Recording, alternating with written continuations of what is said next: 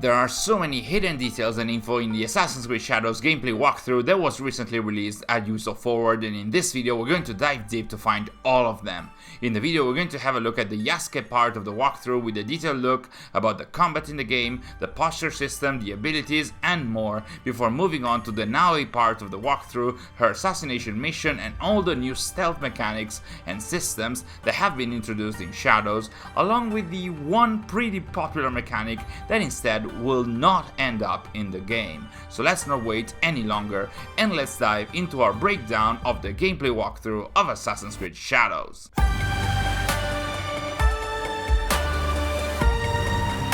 So we start in a forest, a number of arrows fallen in front of a monkey, one of the various animals that can be found in Japan in the game. On the point of wildlife in general, while commenting on the walkthrough, art director Thierry Dansereau did mention that it will evolve and change colors throughout the seasons in the game, and players will even be able to see puppies, oftentimes during the spring season. The walkthrough properly starts with Yasuke arriving on horseback, showing that we can traverse the world that way, no words on other types of mounts, and once again, it looks like horses will get different skins like the one shown here that very much matches Yasuke's armor and colors. Yasuke rides across a beautiful forest with different plants and trees including bamboo that looks very realistic.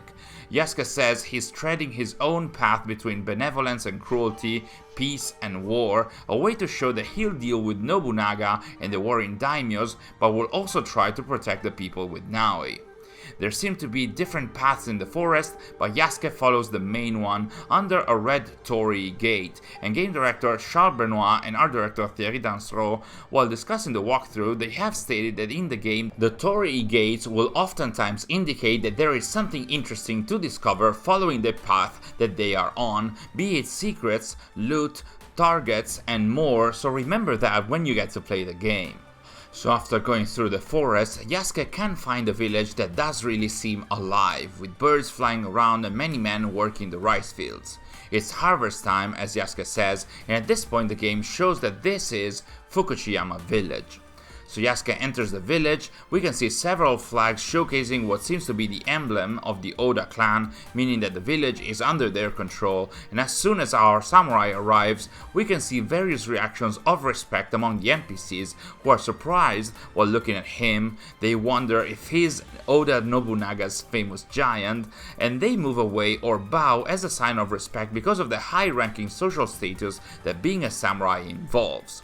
Here we can see the crowd density for a village like Fukuchiyama, which seems pretty neat for a village, but sadly it has been recently confirmed that no social stealth mechanics will be in Shadows, with the only difference being in the behavior of crowds and military NPCs who will definitely take notice of Yasuke when he's walking by, or even by bowing or moving away from him, while they won't do anything like that when we are playing as Naoe. Based on the absence of UI, the characters we are seeing here are all NPCs, no shops around here, but while walking Yasuke notices the local guards giving trouble to a merchant. This is to support the walkthrough's quest about how the villagers are being troubled by corruption and vexation by the local daimyo and his guards, but I wonder if this is also to show a type of contextual or crowd activities that you can instead interact with. More walking amidst this feudal Japan village, and I can't say how excited I am about this setting, and of course, at the start of the demo, a dog walks in front of our main character. Given its size, this should be an Akita Inu, with Inu meaning dog in Japanese, and of course, in line with the recent games, you can pet the dog in Assassin's Creed Shadows, and like in many other cases throughout the demo, these are new animations compared to the ones from the past games. In here we can also see what seems like a shop or activity sign, maybe this is a dojo or a store or something else, and as in previous games, the game prompts us to look in a specific direction, which triggers our mission, with a street kid asking Yasuke for help. His name is Rikimaru, and he takes him to his Obaba, that is his grandma, in a secluded area of the village. From here we can see a dialogue with an NPC, which still feels a little bit stiff in terms of NPC animations like in the previous games, although the animations and quality on Yasuke instead are already pretty high level. The granny tells Yasuke about the reigning men in Fukushima abusing their power and shares info about where to look for his target, a hint and an area, not a direct location, and this translates to the info on the top left of the screen, which reminds a little bit of the investigation system from Assassin's Creed Odyssey.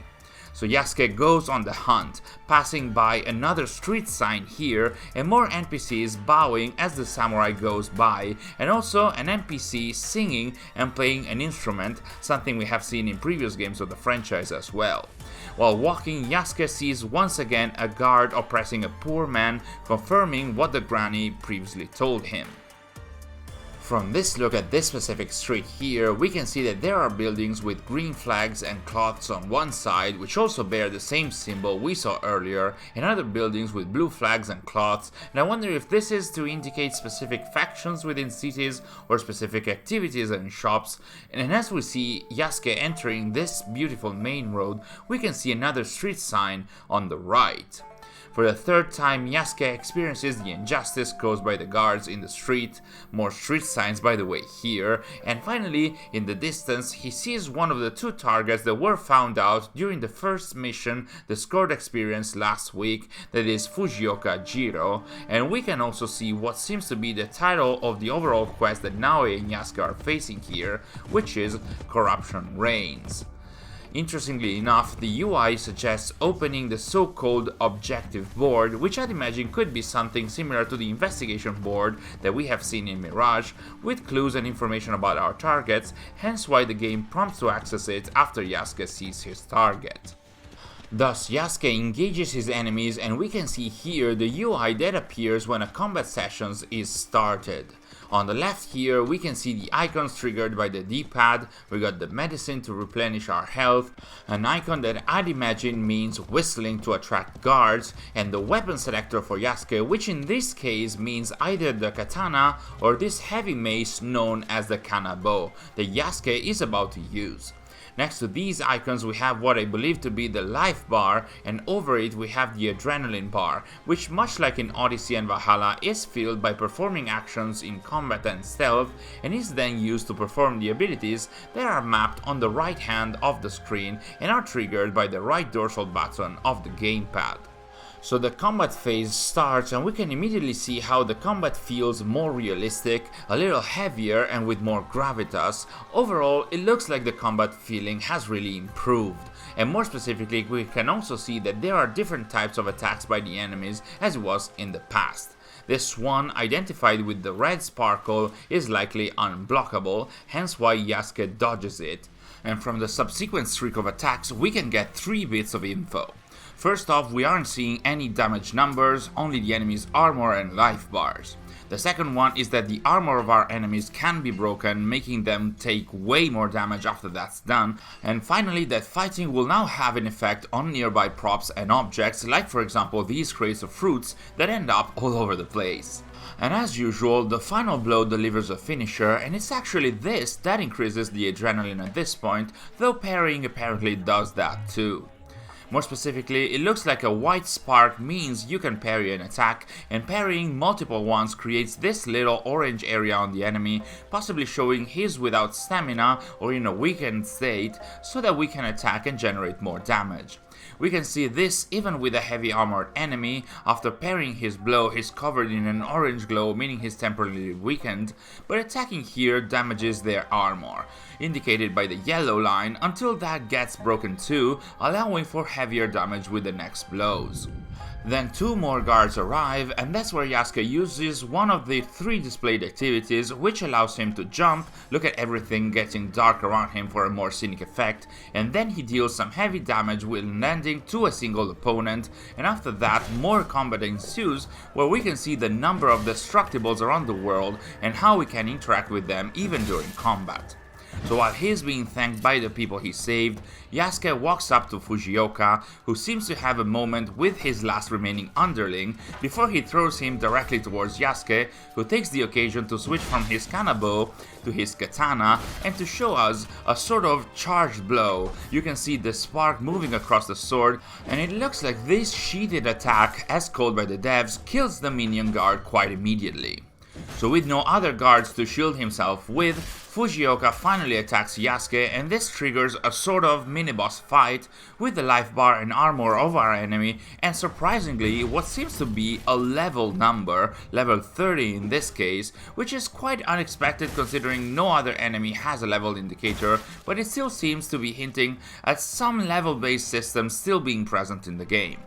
This mini-boss fight is also quite useful to show the posture system in the game, which implies both Yasuke and the enemies can engage in different combat postures, and according to the devs, the postures can be held at any time, even during combos. From the postures, players can release some powerful attacks and even what the devs call executions, but it also looks like if the posture attacks are released at the same time as those of our enemies, we'll get to an equal stance like this one, which makes the duel even more realistic and cinematic.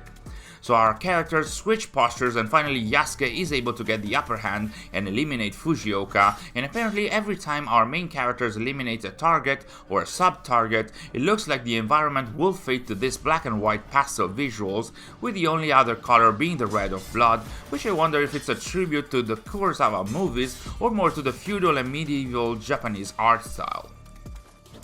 So after this, we see a cutscene that implies Yasuke finding the classic hints or documents on a target's body in order to find another target, and then we are introduced to Naoe, who enters in style, assassinating another nearby guard. By the way, here's another street sign and another one here. I really wonder what they are all for. Anyway, from the document found on Fujioka's body, our main characters find out about their final target, the local daimyo Lord Hayashi, the second target mentioned in the first mission Discord experience a few days ago. Hayashi is located in Fukushiyama Castle, but in order to find him, Naoe and Yasuke make use of their spies, which is also a nice way to introduce the spy network, which is this newly introduced feature that will involve scanning the map and symbolically send Naoe's and Yasuke's spies to a specific area to see if they can find out more information about their objectives. More practically, players will have to scan a part of the map of their choice, and if it's the right one, more clues will be added to their investigation. But judging from the gameplay walkthrough, you can't scan continuously, you have a limited amount of attempts, which surely can be replenished, but not immediately, so you have to base yourself on what you already know to have a rough idea about where to scan in order to find more clues. Like in this case, our main characters know that the target is in Fukushiyama Castle, which they know is in that direction, then they scan in that direction, and then finally the information is revealed. And what they find is an area operation, but not a specific location, because once again, in order to push on exploration on the player's side, it looks like the spies can find areas of interest for the player, but it will be up to them to actually go there and do their deed. Also, two more things. First of all, the map has a zoom indicator on the lower right, and this zoom on Fukushiyama is a ×4 zoom, so I'll leave it to the map enthusiasts out there to have an idea of the scale of the whole map, even though a final full look at the map of the game has been recently released in the trailer for the collector's edition of the game. And the second element to notice here, thanks to Nicolas DC for the heads up, is the Absurgo logo on the top left of the screen, which as of now is the only modern day element that has appeared in the campaign for Shadows, especially considering no word has been spoken about the Infinity platform just yet, other than the platform itself being renamed to Animus Hub. Anyway, our spies have found where the target is specifically located, we have our objective, what's left to choose is who to play as. In fact, as it was mentioned in the past, during missions, player will be able to choose who to play as, objective by objective. In this case, after playing as Yasuke for the killing Fujioka objective, here we can choose whether to continue as him or to move on as Naoe. This is our character selection screen in between objectives that I'm sure you've seen multiple times by now, but what you might have missed is this prompt right here. Apparently, the game will feature a conversation log, which I think is a new feature for Assassin's Creed, and I wonder if it shows up here for accessibility reasons, or even to just help players freshen up on the story up to that point so that they can better choose the character that they want to play as in the next session. I also wonder if this conversation log is going to appear before the standard conversations with the NPCs, as it was said that we'll also be able to choose who of our two main characters will get to speak to some of the NPCs, even getting different reactions from them based on who we picked, so I'd imagine the conversation log would be super helpful in those situations as well. Eventually, the walkthrough shows Naoe being picked in order to show the stealth side of the game, with Yasuke showing he worries about her, but also quite interestingly saying, in the shadows to serve the light, which is obviously very similar to the Assassin's Creed maxim, we work in the dark to serve the light, possibly hinting at both of Naoe and Yasuke having been exposed to the beliefs of the Brotherhood one way or another at this point in the game. So time fast forwards to the night time as we have a classic intro to an assassination with Naoe speaking to herself or to the player, much like Basim did in Assassin's Creed Mirage, and this helps us understanding a bit more about her. She's definitely no nonsense. She's planning to go directly for her target, not going through the front gate and through countless guards like Yasuke would do. Also, she's comparing the daimyo and his guards to a snake, which is a thematic reference to some of the past games of the franchise, which tied their respective villains to snakes, such as the Order of the Ancients in Assassin's Creed Origins referring to themselves collectively as the Snake, or the Cult of Cosmos in Assassin's Creed Odyssey using snakes as their symbol and insignia. So our gameplay session with Naoe starts here, with our UI that has slightly changed compared to earlier. In the top left hand, we have the name of our quest, our objective with the blue icon that we found after scouting the area, then the on-screen map that is showing that the whole castle is a red zone where being spotted means alerting everybody, and then we have this new indicator that shows Naoe's visibility, or more likely her detectability, with the devs hinting at this bar representing more specifically how fast guards are going to detect Naoe. At the moment, Naoe is partially visible, but we'll see later how to make her completely undetectable. The UI in the lower left is the same, but with different weapons, that is the Ninjato Katana as it was called in the character reference guide, and the Kusarigama chain sight weapon. So our assassin shinobi character classically perches upon a rooftop and uses eagle vision, which is going to be back in the game, to look at the surrounding guards. As we can see from here, it looks like eagle vision can't see through walls, but it will through lighter surfaces like the paper shoji doors. One interesting element of eagle vision in shadows is that it highlights even more the sources of light, and we'll see how fundamental those are to the stealth sessions, so highlighting them through eagle vision will allow us to better plan our strategy in sessions like these. Another element you might have not noticed at this point is that at the top of the screen there is an L1 prompt, and it looks like these are the prompts for player to use their grappling hook. You can see this also in this additional gameplay that Ubisoft provided us with, and in this case our hooking point is a branch placed over Naoe, which she uses to swing across the street and turn that into an air assassination, which looks so cool, honestly. Interestingly enough, the detection bar increases a lot the moment that Naoe lands, and it's not because she's under a light source, because when she lifts up the bar goes back to normal, so I'd imagine that that increase was because of the noise that Naoe made by landing her air assassination, and if that's the case, then the bar includes all kinds of input that influence detection that have been announced, which includes sounds, light sources that increase visibility, weather condition which can increase or reduce detectability, and so on. Right after that, we see Naoe hiding behind a corner, showing that shadows will bring back a proper cover system as part of the stealth mechanics, and it's been confirmed that Naoe will also be able to use her tools and throwables from the cover themselves. More specifically, as we can see, when the game detects you are actually using a cover, and especially when it detects you are completely undetectable, it will show this indicator, and especially it will draw a very tiny outline around Naoe's figure, drawing inspiration from 2D scroller Assassin's Creed Chronicles China, as pointed out to us during our recent streams by Sixkeys, and I will see later, this was not the only inspiration that Shadows drew from Chronicles China. From her hiding spot, Naoe moves towards some nearby grass, and as it was mentioned in the past, Naoe will be able to hide in the grass by crouching and also by going prone, which is also a new type of movement introduced with Shadows. Also, something you might have not noticed when the gameplay trailer aired is that this guard actually hinted at where the target, Lord Hayashi, is located in the castle. He says he's wandering the garden at night behind the Tenshu, which is the main keep of a Japanese castle, and that is indeed where Naoe is actually going to find him, with this additional bit of information being added to the clues in the top left, showing that clues can even be found contextually just by navigating the mission area.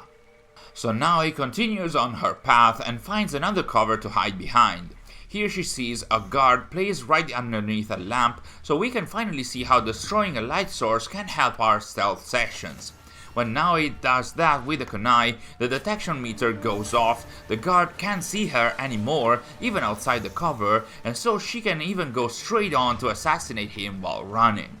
After this, she sees another guard in the distance with a sort of chasm in between them, and this is where the walkthrough shows a new type of assassination with the Kusarigama, which not only eliminates the enemy, but also, and this is quite interesting, works for traversal at the same time. Here the devs have stated that every weapon in the game will have a specific type of assassination, so it will be up to the players to decide which one is more useful based on the various situations.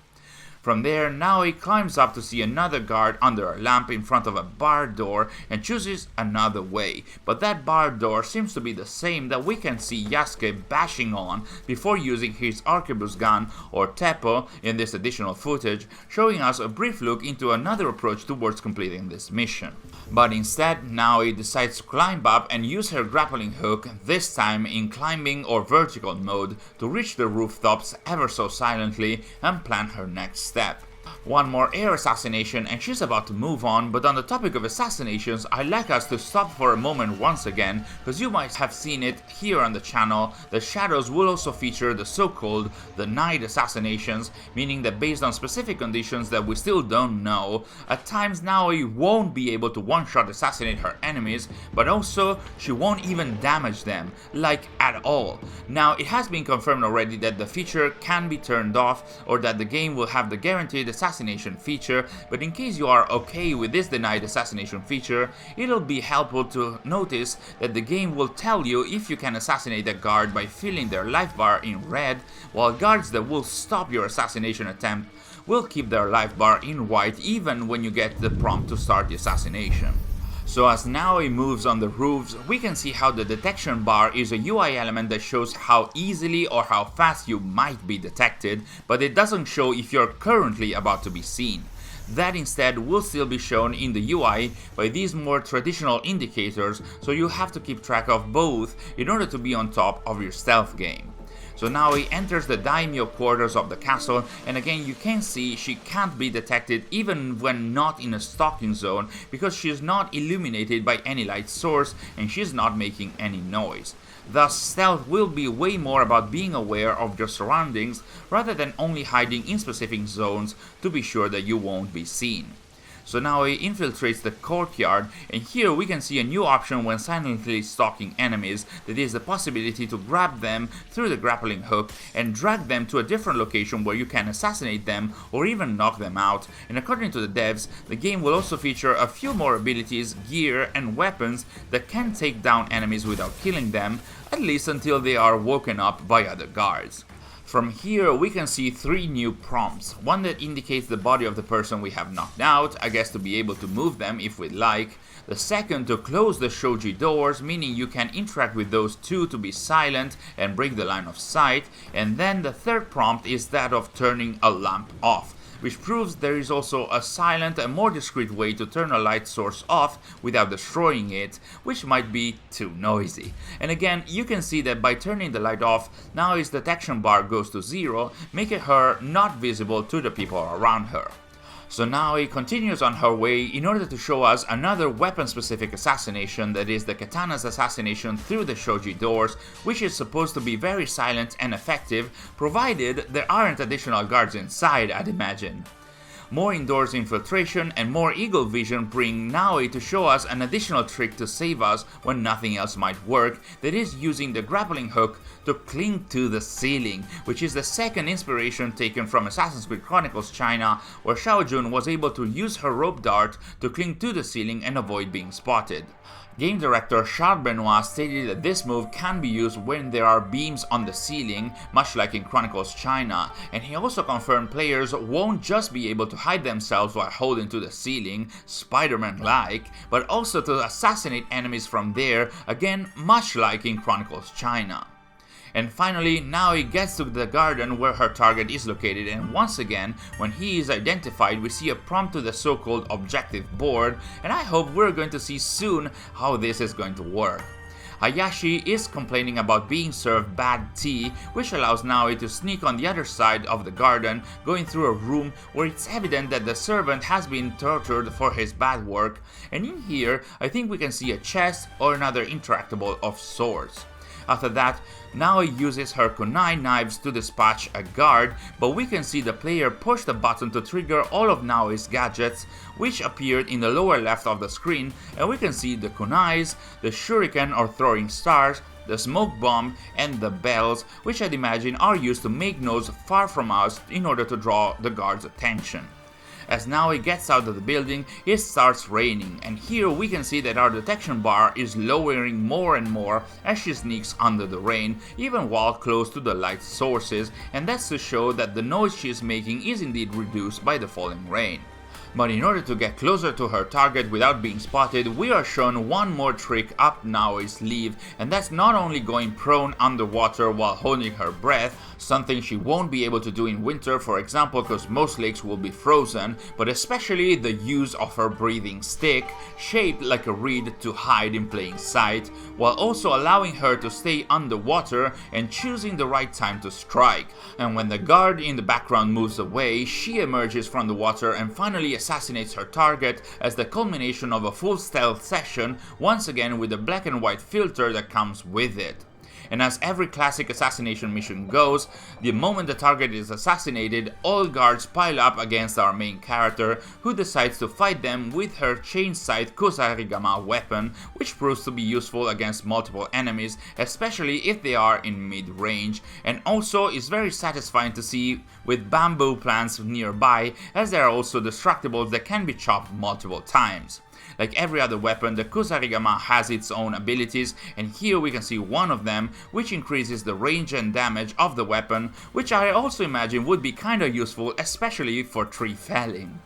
Anyway, after Naoe kills one of the guards, she decides it's time to escape. So through vaulting and climbing, she makes her way to the rooftops, which also allows her to not be seen while more guards are pouring in, before we cut to the final scene of her escaping and a lot more elements that are shown in the last few frames of the walkthrough. For example, here we can see Yasuke shooting his Teppo or arquebus gun, which we can also see in this dedicated footage here. Then we have this landscape view of Japan. Then we are seeing one of the historical landmarks that was mentioned in the AC Shadow's first mission Discord experience, that is the Kinkakuji Temple, otherwise known as the Golden Pavilion, which is one of the most popular historical moments around Kyoto, and here is also used to showcase how the seasons affect the world in the game. Then we have a look at what I believe to be the Koyasan Ukonoin Cemetery, which has been confirmed to be in the game and is the most ancient graveyard in Japan, and I believe this is that because I've been there.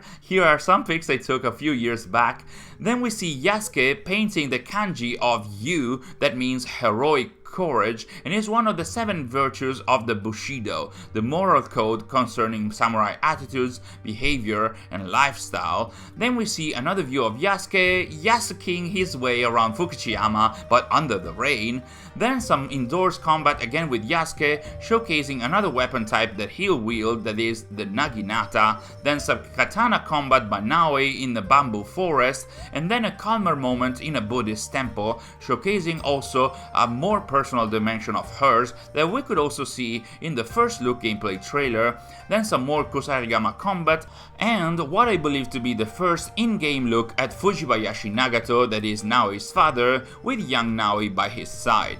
After this, we see a few frames where Yasuke says to being allies then, which I imagine is a scene that is going to take place right after the prologue, where Naoe and Yasuke put aside their differences to protect the Japanese people, and I would imagine they are toasting with sake. And then the final look from the top of a castle. This could be Osaka Castle, which would mean this could be Osaka, and this is the final shot of the walkthrough. So as I'm sure you've seen in the last couple of weeks, there has been so much going on with Assassin's Creed Shadows, with so many gameplay news being shared publicly or hinted at through the latest gameplay trailers, but there are even more story news and info out there that have been shared over the last few weeks and that we have collated in our latest video that you can see on screen right now. Thanks for watching, a huge thanks to our ATA insiders and initiates for the amazing support day in and day out, and I'll see you all in our next video.